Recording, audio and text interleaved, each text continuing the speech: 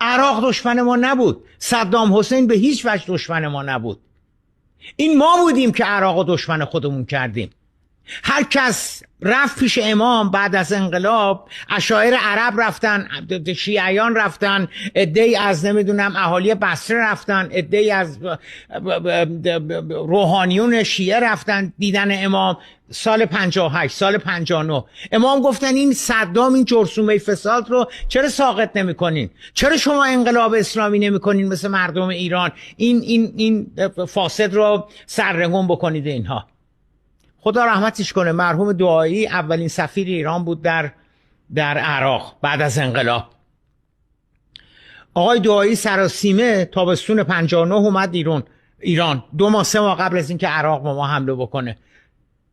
رفت شورای انقلاب، رفت خدمت امام، رفت اینو دید، رفت اونو دید. گفت آقا جون صدام پیغام داده، گفته آقا شما چی میخواین از جون من؟ آقا چرا این آقای خمینی مرتب به من حمله میکنه و مرتب میگه مردم عراق باید منو سرنگون بکنن و اینا؟ من به جز این 14 سالی که شما اینجا بودی، من به جز احترام با شما یک کار دیگه کردم.